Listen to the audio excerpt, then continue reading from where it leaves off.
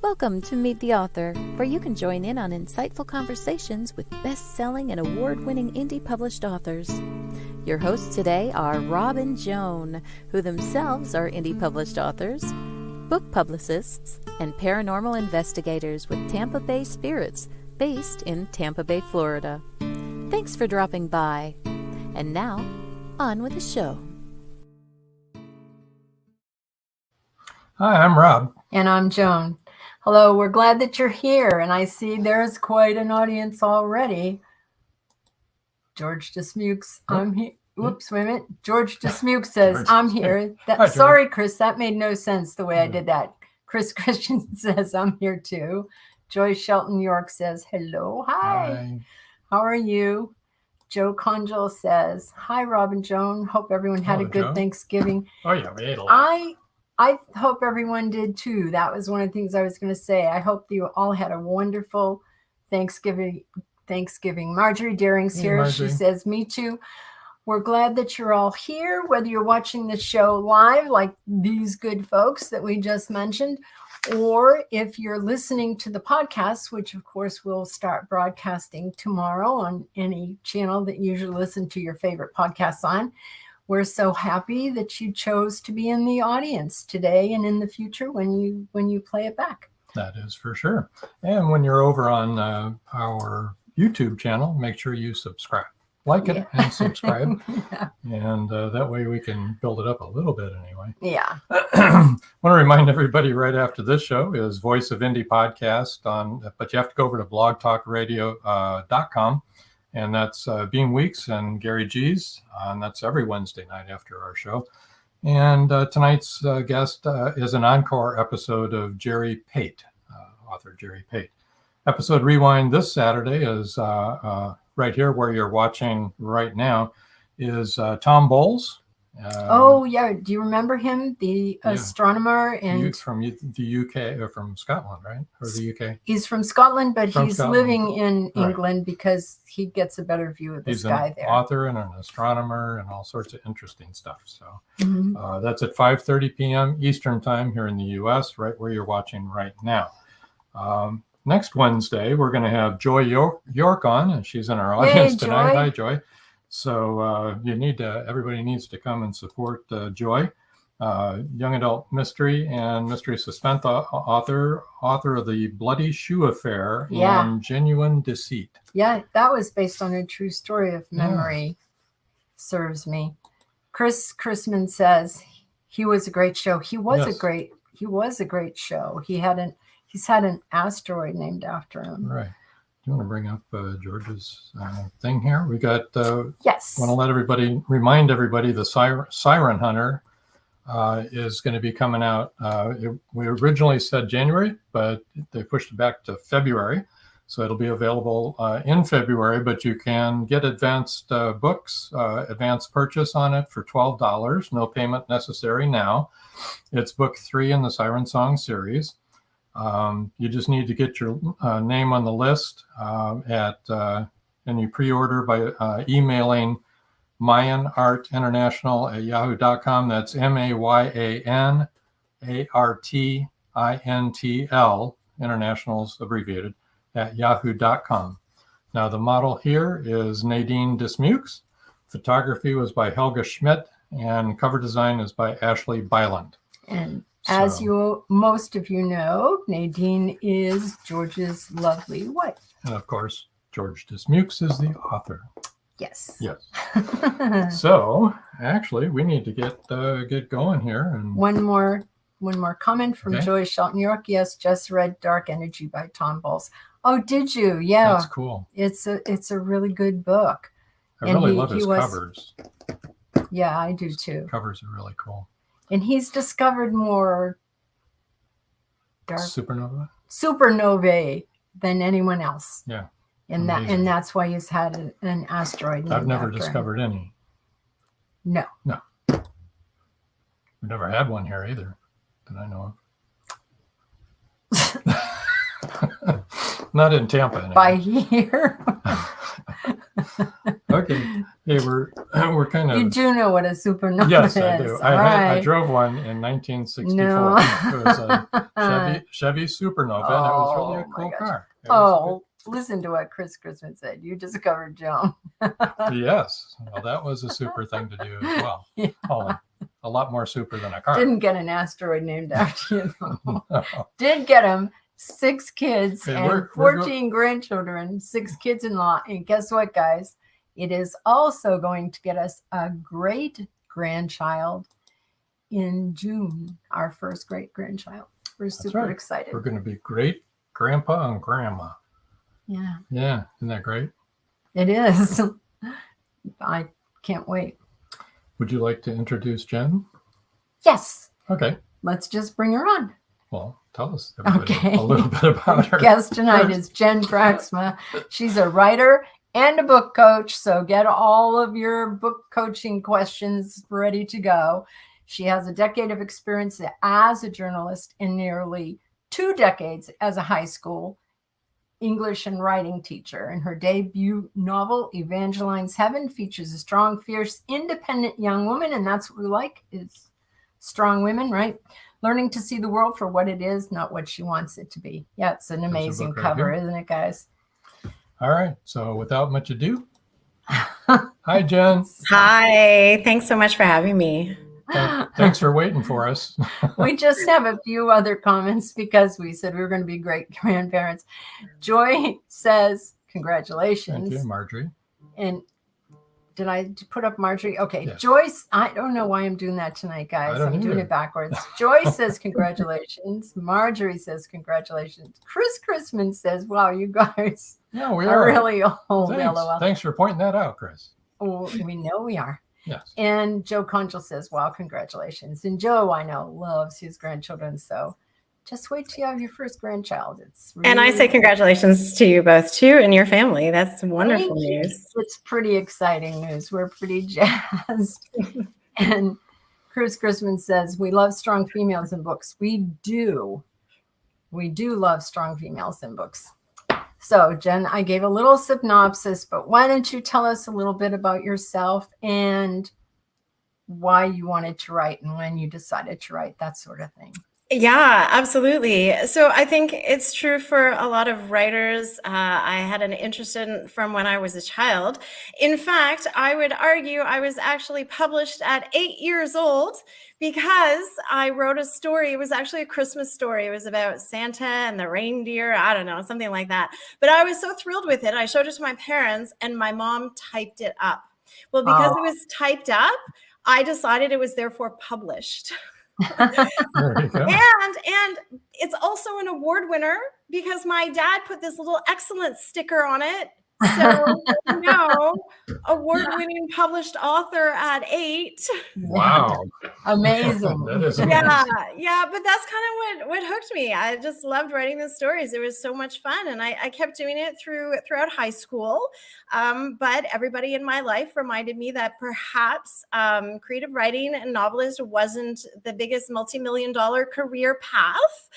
So they suggested perhaps some other career path that might have some more work stability, which ironically, way back then, I went into journalism, which was, on the cusp of change back in the 90s. So not quite as stable as perhaps, my older generation parents thought at the time. But nonetheless, I went into journalism and I worked in journalism for quite a while. Mostly freelancing, some business communication, all the while thinking, maybe I should still write. But since journalism wasn't quite the right fit for me, I thought, where could I get a job that I really enjoy, but also have time to do some writing on the side? And I had this ridiculous, crazy thought that I would become a high school teacher, because in my naivety, I realized that, teachers have the summers off. Christmas? No problem. I'd have so much time. And I knew at first, for first little while, it's fine. So I switched careers in my late 20s. I went back to teachers college, and then I started teaching full time. And yeah, of course, it was ridiculous on my part to think that I would have so much extra time to write when I'm trying to just survive in the classroom and teach my lessons and figure out what this whole teaching thing is all about. And at the same time, my husband and I decided we would, start a family. So I had 2 young kids at the time too. So writing kind of got put on hold for a little while. But as an English teacher, I was still all about books. I was all about stories. That's really what I wanted to do. A principal that I had a while back said, like, oh, we're not just subject teachers. We're like everything teachers. No, I kind of really just want to be an English teacher. I kind of want to talk about books here. But as my kids got older and as I, got more comfortable teaching and, had the lesson plans down pat, then I was able to finally get back into writing. So, I was a DIY author, meaning I was trying to figure this all out on my own. I would take courses, I would take workshops, and I was learning lots, but I always knew that maybe there was still more that I wasn't quite getting. Like I'm not a DIY person of anything else in my life. I wasn't sure why I thought I could do it with novels, but I wrote a young adult. It was a murder mystery. It's not the book we're talking about today. But I thought like, hey, first book, and I knew all of the stats and the rumors and the news, and like you don't go get anywhere with your first book. And so I was prepared, but I landed a literary agent and I was thrilled. And I thought, wow, I have just made it to the big leagues. And then it turns out, oh my God, I didn't know. Again, naive, learning curve here. Just because you land an agent doesn't mean a publisher is necessarily going to pick you up. I'm like, Yeah. Really? Yeah, learn that lesson the hard way. But, like everything else, you learn a lot, not just about the process of publishing, but about writing as well. So I started another novel. If I did it once, I can do it again. Right? Yeah. And I was at that time a pantser. For those of you who are writers or authors, it's where you just sit down and whatever comes to your head, that's what goes on the paper. No planning, no outline, because oh my goodness, like I was an English teacher. I teach outlines. I know exactly the purpose of outlines. I know how valuable they are. I wasn't going to do that on my spare time. Are you kidding me? And then I got 300 pages in, I'm writing the climax of this story. It's going to be fantastic. And I realized as I'm writing toward the end that the very beginning made no sense. Like none. Like there was no reason for my protagonist to go off on her quest. There was like, I had some nuclear bomb or something. Like no one would have survived it to have a story. So 300 pages. This is my second attempt at a novel. Like, wow, that is so not going anywhere. And that's when I discovered what would later become my third career change, book coaching. I learned, I didn't know such a thing existed, but when I was researching agents, I came across Jenny Nash, who is a book coach, and she's also the founder of Author Accelerator. And I learned book coaching, like sports coaches, they're there to help you one-on-one. And like I said, I wasn't a DIY kind of person. So I thought, what is this? And I reached out to Jenny and we had a couple of conversations and I showed her the first pages of the novel that, I thought needed some work. And now to be fair to Jenny, she's fantastic. And she did not say it like this, but the general message was, wow, you're going to have to just start all over because that's just crap. and she was so much more supportive than that. Absolutely. But you know what? I was totally okay with that because she was telling me, hey, you know what? Here's what's wrong with it, but here's how you're going to fix it. And here's how I can help you. And that's what I needed. I needed that one-on-one support. And so I just gave up on that other novel, the one with the nuclear blast, and like, forget that, drawer. It's sitting there forever. And I started a brand new one with Jenny, and it was revelatory. It was life-changing. It made the difference because I had somebody there bouncing ideas off. I had accountability. She was saying, here are the deadlines for your pages. I worked with her on one book and submitted it to literary agents and still wasn't getting the same uptake that, I was kind of hoping for, but that's okay. So I started on another novel, which eventually became Evangeline's Heaven. So that was the second novel I worked with Jenny on. And also, as I'm learning to write, I'm also learning about the publishing industry, traditional publishing, independent publishing, with self-publishing and hybrid. Like, wow, such a learning curve there. And so as I'm going through that process, I decided on hybrid publishing with Spark Press for Evangeline's Heaven. It was the right fit for me at the time. And also, pandemic comes along. We're now teaching online. And as much as my book coaching business is all virtual, which I absolutely love, it turns out I'm kind of an old-fashioned high school classroom teacher. So the whole pivot to online learning was a learning curve. I'd already been thinking about, maybe changing up my career path. Jenny and Author Accelerator were offering book coach training and certification, and it just was such the right fit. I can help other writers and authors with something that helps me tremendously as a writer. So I get to work one-on-one with my writers, and I also get to work on my own writing. So during the pandemic, I pivoted away from teaching into full-time book coaching and writing. And yes, here we all are. Awesome. We've got a couple of comments here. George Dismuke said, like good wine, older is better, referring back to us being great-grandparents. And Chris Chrisman said, I agree, George. And Joe Conjal, commenting on something you said, haha, my wife's a teacher and she does more work after school hours than during, which I am sure totally is quite that. true. I mean, it is. You're teaching and then correcting papers, and there's a lot to be done. Yeah, absolutely. Yeah. But that's one of the reasons why I stuck with it for so long. I mean, I don't know of any teacher that actually likes marking or grading papers. No. But, we're with the kids in the classroom, and my sweet spot are teenagers, which is why I love writing young adult novels and literature. Teens have so much passion. There's such an intensity to them.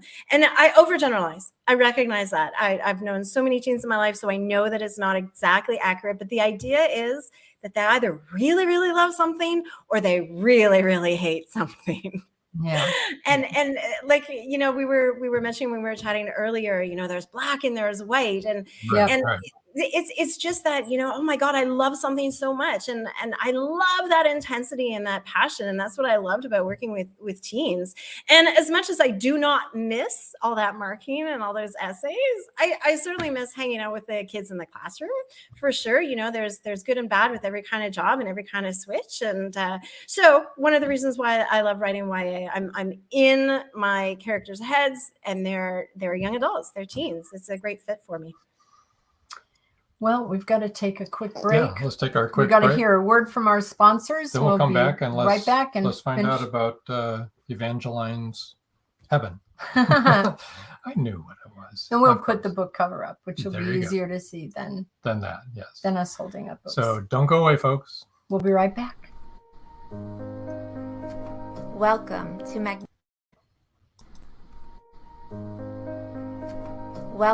to Magnolia Bluff, Texas, a small town in the heart of the Texas Hill Country near Burnett Reservoir. A town where everyone's business is discussed at the local coffee shop. A town where neighbors look out for each other. A town not insulated from murder and mayhem. Which begs these questions. Who is responsible for breaking into quaint Victorian homes? And how are poodles, ghosts, drug cartels, and a Ponzi scheme connected with a serial killer? Caroline McCluskey, the town's librarian, catalogs books using the Dewey Decimal System. When a black and white poodle puppy arrives unannounced, she calls him Dewey. Now, Caroline must catalog events to identify a serial killer in her town. Pick up your copy of the Dewey Decimal Dilemma, now available on Amazon. They thought the siren was dead. In the novel Siren Song by author George Dismukes, James Harmon shot her twice. Several people saw her dead body sinking slowly into the abyss. But now, in Siren Song 2, evidence suggests that she may still be alive. She killed that boatload of people. It was her! And she's just getting started! Angie, that's impossible. The cold chill up my spine tells me it's not impossible. We've got to start all over again. And this time, do it right. Siren Song 2. The story continues. Available on Amazon, Barnes & Noble, and many other bookseller websites. Get your copy today. At Indie Booksource, you can shop by genre or by author, and you will be buying direct from the author's main purchase link. We offer hundreds of titles in formats that include ebooks, paperback, hardbound, and audiobook. Support an indie author. Visit indiebooksource.com today. And we're back. Yes. Actually, I have a question for you. I know that you had said that you were a pantser when you first started writing and not a plotter, which we have a lot of discussions about pantser, plotter, and hybrid. And I think most of us are a hybrid of both. Mm-hmm.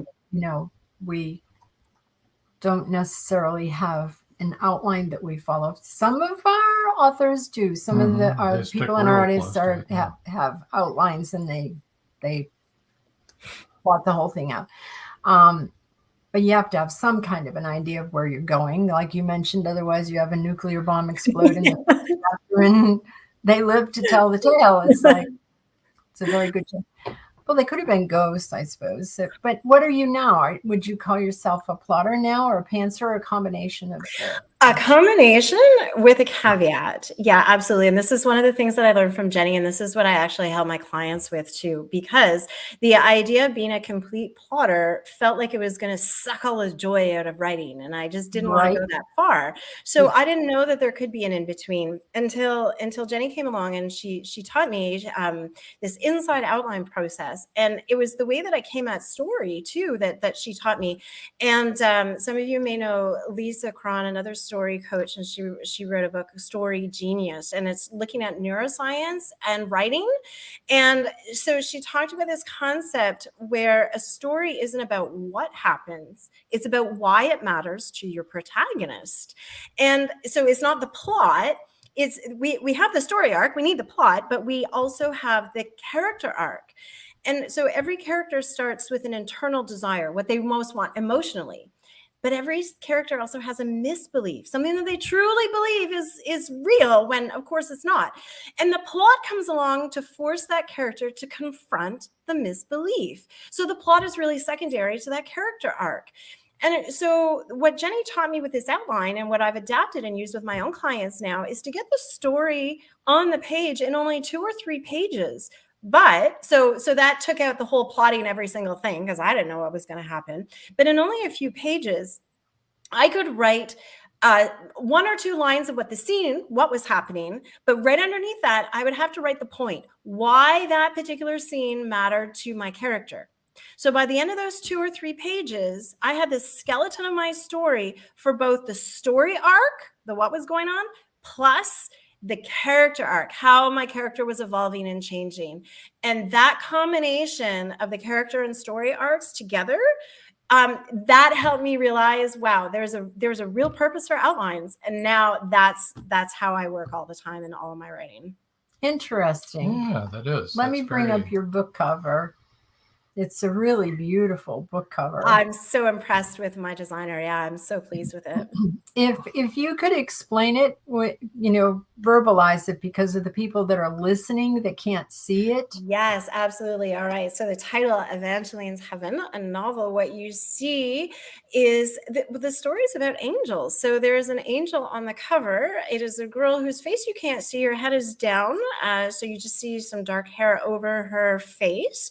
She has her legs crossed in front of her, her arms out to her side, and back behind her, you see these beautiful dark red wings with what could be argued as blood splatter or not. There's a certain sense of there's an intensity to the story that I think that the cover image certainly implies. I think it's really striking with the dark reddish color of the wings and the grayish background with Evangeline's Heaven as the title to tell you, this is about angels. Yeah, it's a beautiful cover. It really is. We have 2 comments here. Let's see. Joe Conjal says, characters definitely drive the story, no matter the plot. Yeah, and we've talked about how they often take over the story too, and go where you did not intend to go. And Chris Chrisman says it's an awesome cover. It is. Thank you. Yeah. And the idea of, characters taking where you don't want to go. One of the other things I learned about this whole outline process too, is that I'm not married to it at the beginning. So at the beginning, I work on it, but as the story progresses, if I want to change it, I can change it. It's a working document. And that freed me up too. I didn't realize that. I was always the whole like, oh my God, if that's my outline, that's what I have to stick with. And, you're trying to shove it into that, the square peg round hole thing, and it's not working. But my outline gave me a reason so that the characters wouldn't go off on their own. The outline was enough for me to stop and think cognitively. Why is she doing that? Why is Evangeline over there? Oh, because rather than just writing down the garden path. Yeah, absolutely. So definitely characters can take over, but I try to keep Evangeline under control as much as I could when I was writing. Ours are not that quite controllable. No, not really. So tell us a little bit about what Evangeline's Heaven is about. Evangeline's Heaven. Evangeline is Lucifer's daughter.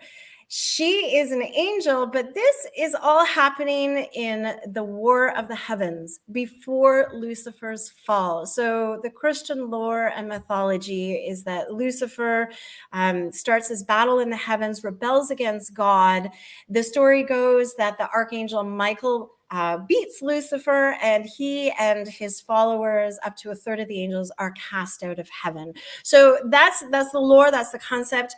But as I was working on this, I thought we often hear about angel stories from angels on earth, and I wonder what happened before that. Lucifer is often this caricature of good versus evil. He's the evil, he's Satan. And I wondered, like we were talking about, is, maybe things aren't quite so black and white. So I developed Evangeline, who she actually started out as an older woman, not related to Lucifer at all. This is why, I love the creative process, right? And what I decided, she was going to be married to Michael, but in fact, my original idea was that Michael had very little to do with Lucifer's fall, but he got all the credit. So, good feminist punch there. But again, my interest was always about teens and the young adult readers. And so I brought it down and what if Evangeline is Lucifer's daughter? But more to the point, what if she is Lucifer's daughter and Lucifer is the best dad ever? He is a character who loves his daughter, and she buys into his cause. He starts this war in heaven because they are discriminated against. Their class of angels, they are the lowest class of angels. So she buys into his cause. But the story comes along, like I said, it's all about pushing her out of that comfort zone. What are those misbeliefs? And as she hears about this plot to destroy her father, so she goes off to warn her father, and she travels through the 7 heavens trying to find her father to warn him about this dastardly plot against him. But as she goes through the 7 heavens, she starts to discover that perhaps Lucifer isn't the good guy she thought. But how does she reconcile that with all the wonderful memories she's had growing up with only her father? So she has to decide, as she learns more about what her father's actually done, who she's going to be, her father's daughter or herself. That's the journey that she goes on. Good. Very good. Okay. Very interesting. Would you like to read part of the book to us? I would love to. Yeah. Talking about writing, talking about books, talking about book coaching, my own book. Yeah, absolutely. So what I have here is toward the beginning of this story. So as I said, Lucifer and Evangeline have a good relationship, but there is a war going on. So, some problems here. So Lucifer really does need to keep a low profile because he's not surprised that people are after him. He makes a surprise visit to Evangeline on her 18th birthday to celebrate with her. But he realizes it has to be a short visit, and he takes off on what he believes is this quest. He thinks he can find the keys to the kingdom, which will finally end the war. So he goes off on that. And Evangeline is left, and she watches her father fly along the rocky coastline, sharp with rugged beauty, as he rises higher into the clouds. Without warning, 4 figures shoot up from the cliff's edge and surround her father. Evangeline sees the silhouette of their swords, recognizes the distinctive white of Gabriel's wings among the attackers, and her heart stops. "No," she cries, but the wind and the surf eat up the sound. She unsheathes her sword and leaps into the air. The archangels encircle her father. She hears the quick staccato clang of metal on metal as Lucifer deftly, skillfully fights them off. She sees one of them spiral backward through the air and plummet to the ground with an agonizing scream. The other 3 close in on Lucifer, their attention so focused on Lucifer's dizzying blade that they don't see Evangeline when she dives into the fray, stabbing one of them in the back above the wings. She hears the crunch of bone and her stomach convulses as she pulls out her sword. For all her skill at sword fighting, she's never had to use it in battle, never actually had to injure someone. It makes her sick. The second archangel spins out of control toward the rocks below. "Evangeline, go!" Lucifer bellows at her. But, shaky or not, Evangeline won't leave her father, not when he's fighting Gabriel, and the third archangel turns her face to face her, Michael. Evangeline hesitates, a moment too long, at seeing her one-time friend, the only friend she made at school, although she knew he was kind to her only because his father, Gabriel, had made him be. Michael thrusts his sword at her, cutting into her shoulder. She cries out at the pain, then bites her tongue. The wound burns hot. She feels blood seep onto her skin, but it's not deep. With effort, she refocuses as Michael jabs again. Evangeline parries and attacks. She looks into his silver gray eyes, and she sees recognition, and she can't think. She blocks his cross swipe, and with a swift flick of her wrist, she twists his sword away from her. She's desperate to know how her father is doing against Gabriel. They are well matched, the master Gabriel having trained his then protege exceedingly well. But Gabriel is older, and Lucifer fights with a passion unequaled in all the heavens. So Evangeline is hopeful, but still, she can't afford to look. Michael abruptly flies to her left, but Evangeline immediately spins to meet his blade. The wind picks up, pushing them past the cliff's edge, out over the rocks frothing with the waves. She hears her father's roar. "No!" With a gut-wrenching fear, her head snaps toward him as he wrings the tips of Gabriel's snowy wings. Gabriel drops in the air, but he's able to control his descent, injured, as Lucifer launches upward. "Michael!" Gabriel cries. Michael rockets after Lucifer, but Evangeline hurls herself at him. She grasps a handful of silver feathers and yanks him back with all her might. They grapple in the air as Michael tries to shake her off, but Evangeline's weight drags them both down. Out of control, they both spiral down, down, down. Michael tries to kick at her, and Evangeline's grip slips, but she holds on. She has to make sure her father gets away. They plummet toward the churning ocean.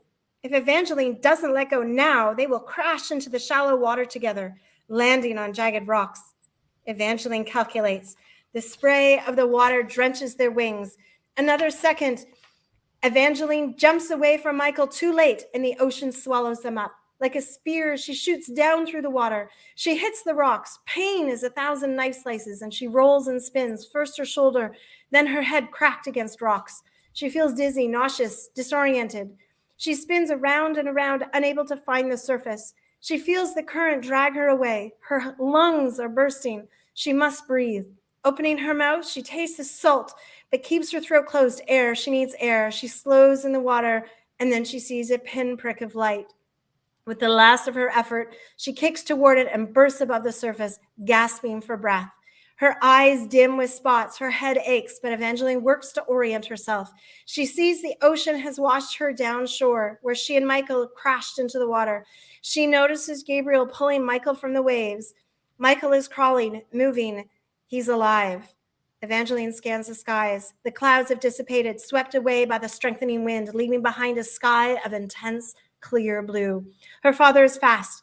Evangeline is convinced he escaped. Weary, aching, Evangeline drags herself toward the beach. She stays low in the water, afraid Gabriel and Michael will spot her. Her wings drenched and heavy, she wants to collapse on the rocks, but instead she creeps toward a narrow cave in the cliff, an underground trench. She needs to rest, and she needs to wait them out. She pulls herself into the mouth of the cavern, crumpling against the cold stone wall. She trembles, soaked and scared. Oh, that was very good. Very good. Thank you. So what happens next? No, don't. It's all there in the book. It's a great story. You should read it. Read the book. Well, we have it. We can read it. We can read it. We will. Absolutely. Yeah. It was a lot of fun to write. And as I said, it helped with a coach because every time I got stuck, Evangeline travels through these 7 heavens. So something different, of course, happens in each of these 7 heavens. And when I wasn't sure, I don't know, I got her into a situation like another sword fight. I'm like, what do I do now? I had someone to talk through it. I had someone to brainstorm and bounce ideas off of, and also come back to me and say, wow, that makes no sense. What are you doing? Yeah, there you go. When necessary. Yes. I'd like to think it wasn't every sentence, but correct. Yeah. You would hope that, right? Yeah. But let me show where you can reach Jen. Her website is jenbraaksma.com. That's JenBraaksma. And that one is for your coaching, right? Mm-hmm.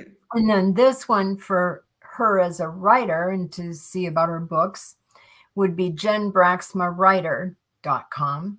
Same spelling, obviously. Now, are there links on? Absolutely. You go to one, you can click on the other. You can click Absolutely. over in case they go to the wrong one. Okay. Not an issue. I figured they would be. That's cool. And Facebook is Jen Braaksma. Mm-hmm. Twitter is @JenBraaksma. Instagram is @JenBraaksma Book Coach. But it's good for if you want to talk to her about books or if you want to talk to her about coaching. Right. Now, her email is jenbraaksmawriter@gmail.com. Okay. Which brings us to the book giveaway. If you want to win a copy of Evangeline's Heaven, she's generously giving away 3 of them tonight. The first 3 people to email jenbraaksmawriter@gmail.com will win an ebook copy of Evangeline's Heaven. Whew. Okay, so That's get typing, folks. Type away. I know. That is a lot of talking. As a matter of fact, why don't we go ahead and take our last break? Okay. Now, as long as people are typing and entering the contest anyway, don't go away, folks. And we shall be right back after a word from our sponsor.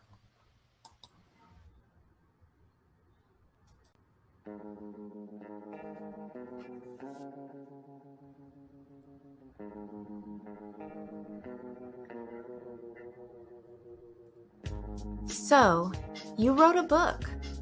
What now? It's time to make the choice between self-publishing and finding a publisher. Texas Sisters Press is a family-owned publishing company. We are also authors and avid readers. We can guide you through the entire process and will make sure your work is treated with the utmost respect. Where to start? Visit TexasSistersPress.com and click on the Submissions tab. Make sure you read the entire page. You'll find out what we can do and what we won't do. If you think we're a good fit for you, it's time to contact us. Texas Sisters Press. Quality books for the family.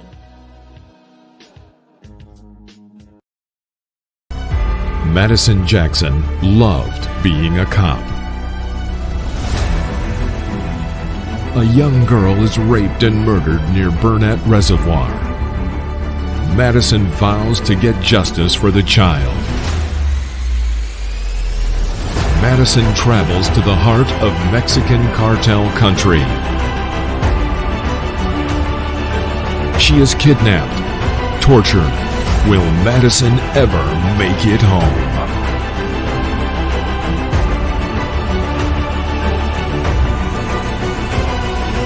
Justice by Kelly Marshall, only at Amazon.com.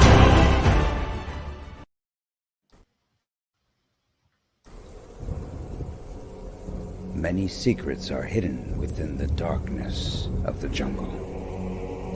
Behold, this one about a man, a woman, a black jaguar, and an ancient Maya legend. Two Faces of the Jaguar is a novel by George Dismukes that will take you deep into the jungle and capture your imagination until the last word. Two Faces of the Jaguar is book one of a trilogy. Two Faces of the Jaguar, where only the adventurous dare to read. Two Faces of the Jaguar, The Lost City, and The Jaguar's Quest are available on Amazon.com, Barnes & Noble, and many other bookseller websites. Two Faces of the Jaguar, the book people are talking about. Get your copy today.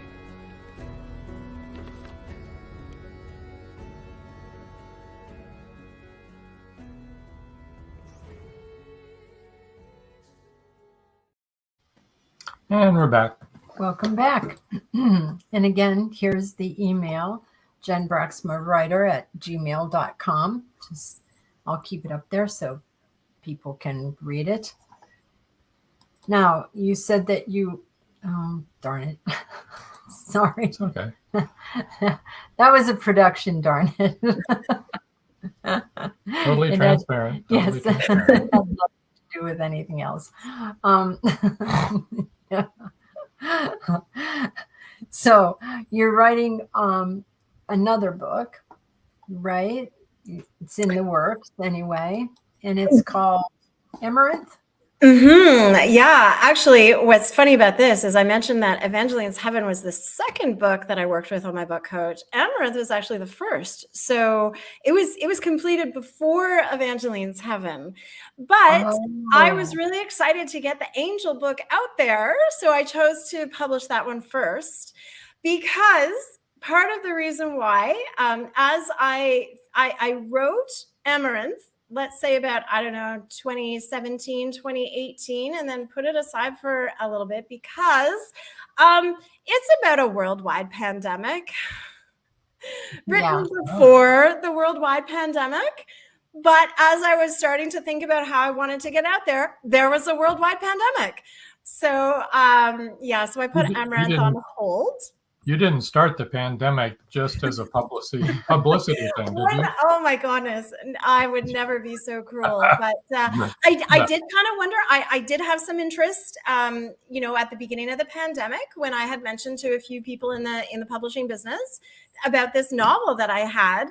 And oh yeah, let's see it. But it was just sitting a little bit too close to home. As I said, I wrote it before. And it's a young adult thriller. It's a young adult dystopian mystery of a girl who is immune, and she's the only one immune to this deadly virus. And by deadly, I mean that there is no cure, there is no vaccine, and if you get it, you die within 3 days. When her parents come down with this virus, she has 3 days in order to figure out how her own immunity can help save her parents.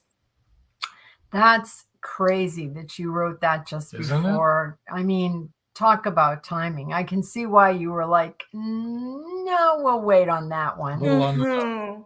Get past it a little bit, get over all the angst that we all suffered before we can enjoy The last thing that I wanted to do was trivialize anything in reality because of something fiction that I wrote a few years earlier. Yeah. And it's been a hard time for everyone. Marjorie Deering says, action scenes can be very hard to write. Being able to convey the action in words, great job. Yeah. It was, we too. Could see what was Wasn't going on, Marjorie? really. Yeah, I could. Thank you. I could. It was, and feel it, too. I often have trouble when I'm listening to someone else reading, picturing, but you nailed it. That was great. Thank you. Thanks. Yeah. We all have our strengths as writers. And I had always thought like, oh, I'm pretty good with dialogue. So, I just like, okay, dialogue comes easy for me. So, it was really easy to kind of just focus on that. And again, working with a book coach, like, you know what, that's not what I didn't want this book to be just dialogue. I wanted it to be more action and adventure, like, cause I love to read that too. So, it was a conscious effort to work on scenes like that, to make sure that I was getting across what I wanted. So I appreciate that it does come across well. Thanks. Oh yeah, I could feel her pain. Yeah. Not that I've ever had anything like that happen to me. Well, isn't that the good thing about writing and reading? Like, we can feel all of this without actually feeling all of it. Right. Very good just to feel it in your imagination. Yeah, better. Chris Christman said, fiction often mirrors reality. Yeah, it's interesting, Chris, how many times that things do come out just before something like this hits that is exactly that. And you're like, whoa, that's crazy. And Joey Sharp, New York. Oh, I'm sorry. Yeah. It says, I agree. My action scenes take lots of rewrites. Yeah, exactly. When it comes to the mirroring reality, that's actually kind of one of the reasons why I focused on angels and wanting to get that angel story out there. I personally am not best of friends with angel-like people maybe, but not like Evangeline and her family there. But I wanted it to be relatable to my target readers, to my teens. And so that's why I made the angels very human-like, so that even though it's a high fantasy novel, I'm hoping that there are bits and pieces that can mirror reality. Oh, definitely. Yeah. Now, I know you didn't teach at Angels High School, but did you draw from any of your experiences through your high school teaching? I mean, that was like 2 decades, you said that you... Almost 20 years. Almost 20 years. Yeah. Yes. So most of my characters, there's composites of my students in there for sure. Like, I don't think there's not one particular student, oh, that's this person. Like, I couldn't point to a character in my books and say, yeah, that's who this student is. But, there are certain elements or certain, phrases or things that my students have said over the years. Yeah, they've found their way into my stories. They've been the greatest inspiration. And, while they think that I'm sitting there, like lecturing them about how to write essays, I'm also like, how are you guys reacting to this? What are you doing? Not on purpose, like, oh, I'm going to write everything down you're saying, just absorbing how they react. And then, I'm thinking about my students as I'm working on my teen characters. Oh, I think authors are people watchers. Isn't it great? I watch people all the time. Yeah. And I listen too. Yes, I listen. I eavesdrop. So Joe Conchel says, holding off was the right decision. There are probably others who would have tried to capitalize and not care about people's feeling and heartache. Yeah, that would have been a bad thing. Thanks. Yeah, I appreciate that. A hard decision in one sense, because, as authors, right, you put so much heart and soul into this and you're excited to get it out there in the world. But, I learned a valuable lesson way back when with that whole literary agent, but no publishing deal thing, is that, wow, patience. And it's a timeless industry. I love books that were written centuries ago, decades ago, yeah. Books that were just written last week. Yeah, So, because human nature is human nature. Right. Absolutely. So, so once I kind of got that in my headspace, you know what? I'm in this for the long game. It's totally fine. Spark Press, who published Evangeline's Heaven, is also going to be doing Amaranth, and 2024. It felt like the right time then. Hopefully we'll see how it goes. But I am also starting to work on a sequel for Evangeline's Heaven as well. Oh, so, good. I was going to ask you that too. First, George DeSmuke says you had said that you didn't have any angel friends. And George DeSmuke said, I used to know an Antichrist. I think it was wife number... Deborah. Wife number Deborah. 3. Okay. Chris Grisman said, a good story crosses all times. Exactly. Yes, that's what I was hoping. So yes, I've committed myself now with interviews like these. I'm working. It's going to be a trilogy. So I have Evangeline's Heaven. The title of the sequel is going to be Evangeline's Hell, and then the third one will be Evangeline's Home. So that's in the pipeline. That will come out in the next little while. Oh, wow. Okay. So will we see the sequel to Evangeline's Heaven, which will be Evangeline's Hell, before we see Amaranth? No, not at all, because it's all right up here in my head still. Okay. Yeah. It's not yet on paper ready to go. But all those brilliant ideas locked right up there in my brain. Yep. See, when you get to be our age, you have to write those down because then they're gone. Evangeline's what? I know. What was that going to be? It's sad. Yeah, but that's why it's working well. So as I go through the publishing process for Amaranth, which is unrelated to Evangeline's Heaven, then my mind is back to Evangeline's world and her characters. So I get to write on that as Amaranth is going through the publishing process. And then once that's out there, then I'll have a chance to focus back on publicity for Evangeline's Hell. So I'm going to overlap the stories as leapfrog over them as we go. So Sparks Press was a good fit for you, you said. Can you tell us why?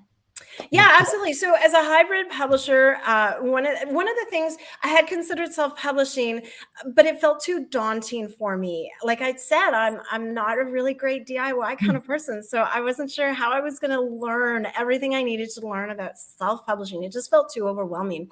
And I like the idea of smaller presses. And so when I learned about Spark Press, which is a sister press to She Writes Press, which I had known some other authors who were involved in them, I thought, well, okay, maybe this is great because, well, it's hybrid. So there's some money up front from the author. They also have traditional distribution. So, and they take care of cover design and they take care of proofreading. And so it was a great hybrid. Like, yes, I'm investing some of my own money up front, but I'm working with such a great team that are confident in the business. They know what they're doing. They can help with the traditional distribution. So the hybrid model is working out great for me. Good to know. Mm-hmm. Yeah. I don't think we've ever had anyone use a hybrid publisher before. I don't think. Oh, yes, we do. I think that Gary and Stephen are kind of like a hybrid publisher. Yeah, they do just about everything. Yeah. Yeah. And that's one of the things, that I've loved about, this whole learning curve, this learning process about publishing is just how many fantastic options there are out there. Again, when I first started, I thought, well, you have to get an agent and you go through a traditional publisher and that's the end of the story. And, my eyes opened wide. And as a book coach, I'm able to share my knowledge and what I've learned with my clients too, because a lot of them come to me the way I came to Jenny, like, this is what you do. And I say, no, so many options out there for you, because when you're a writer, you're a writer. You don't have to depend on all of those gatekeepers that may have a different focus than you. Joe Conjal says, Jen, you have great energy. Your exuberance is popping right through the screen.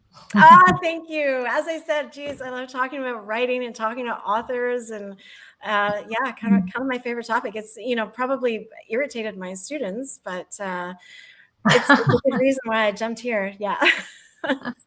You make it sound fun, and sometimes it's hard to make writing sound fun because it's a lot of work. You know what? And it feels that way too, right? Like when we're writing, it can be feeling really isolated. And and that's why I love what you guys do too. Me, the author, and the podcast, and you get to hear from other people, because it's really great to know that you're not alone. And like as a book coach, that's also what I'm able to provide my clients. Like, hey, yeah, let me help you with this. You're not alone out there. There's so many wonderful writers and so many books that we may not otherwise hear about. Let's talk about it, because writing is fun. Yeah. And challenging, really, but fun. It is challenging, but we've found that authors are like the greatest people. Yeah. We've enjoyed every author we've had on the show, and everyone, all of the authors that we know that have never been on the podcast, but that we know through social media and different things. They're some of the most generous, giving people. I've never known them to be jealous or not wanting to help. They always want to help. It's such a wonderful community, and the writing world, it can be really large, but it still feels really personal. Like I obviously don't know every author out there, for goodness sakes, but you're right. The people that I've met, they're just wonderful to talk to. And even on social media, when you hear about the horrors of the types of comments that you can get on social media in general, never my experience with any kind of writers or authors or anything like that. Even if there's a question where there's a conflict of opinion, writers have just been really, really generous. Social media, in person, absolutely. Yeah, well, you can't expect every writer to do everything the same way as every other writer. I mean, you've got to do what feels right to you. You've got to. Well, and I think that's just it. So even though I work as a book coach, I'm not there to tell my clients, hey, this is how you write. What I'm there to do is say, here's what worked for me. Here's what works for other writers. Let me give you some options. Now you find the writing process that's right for you. I'll tell you what works. You decide from there. Yeah. And they need to find what's comfortable for them, even to how they publish or don't publish. You've got to do what's the right fit for you. And that's the thing about writers. I don't think they usually try to put you into a niche and force you to do things. Okay, so once again, if you want to find out more about the coaching end of things, it's jenbraaksma.com. And if you want to learn more about Evangeline's Heaven and all the other work that Angeline's Heaven and all of Jen's other work, jenbraaksmawriter.com. And you can find her on Facebook as Jen Braaksma, or Twitter at Jen Braaksma, or on Instagram at Jen Braaksma Book Coach. So she's made it very easy for everyone. Yes. Yeah, love to hear from you all. Yeah. There you go. So any advice for people? I know you're a book coach, so that's all you have is advice, but without going through your entire... Yeah, my biggest piece of advice that I give to my clients, my friends, writers, like anyone in my life who loves to write, is actually to have empathy for yourself, because writing is hard. And that's okay to acknowledge that and admit that. And if you're struggling and if it's a challenge, we all feel the same way. So yeah, you're not alone. So give yourself a break. It's okay if you're kind of finding it hard some days. Other days you're going to find the joy. You don't give up or whatever, but just give yourself a break, go easy on yourself, have some empathy for yourself, and you're going to enjoy writing so much more. There you go. Okay. Well, we want to thank you for being with us and thank sharing you so much. Like you have. You've been a delightful guest, and everyone's I really appreciate it. So much fun. Yeah. So, I love the reading from the book. Yeah. It was really exciting. It was really good. We're going to move you over now. Thank you for joining us, and stay right where you're at. And over on the side. There we go. Stay right where you're at now. And we'll be back with you in a little bit. We have a few parting comments.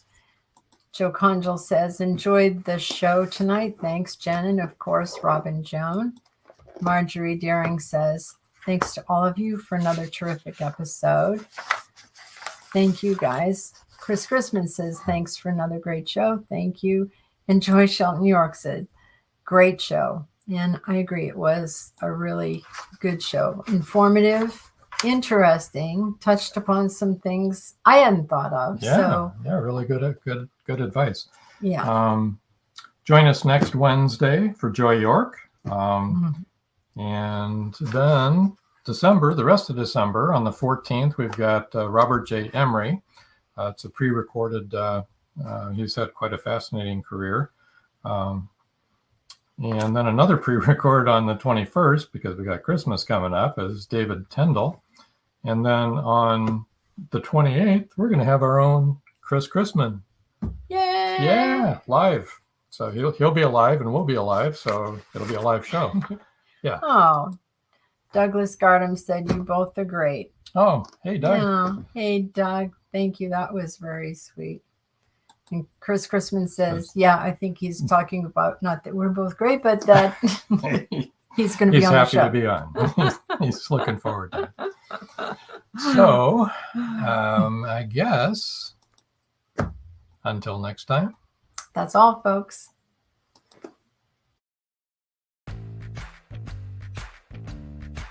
Live every Wednesday, your Voice of Indie hosts Beam Weeks and Stephen G's welcome authors, musicians, publishing industry pros, artists, and assorted creative guests for an exciting interactive hour.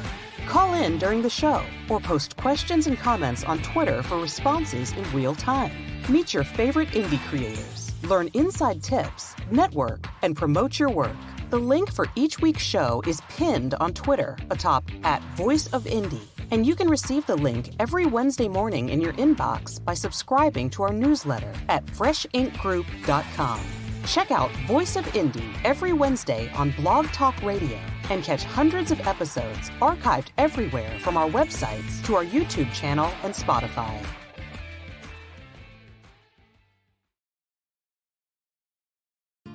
Thank you for joining us here on Meet the Author. Make sure you stay up to date with our show by clicking like, follow, and share. And you can find us on Spotify, iTunes, and more.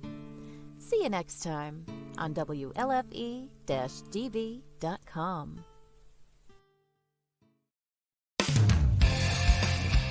You've been listening to WLFE-DB.com, where our shows are your shows.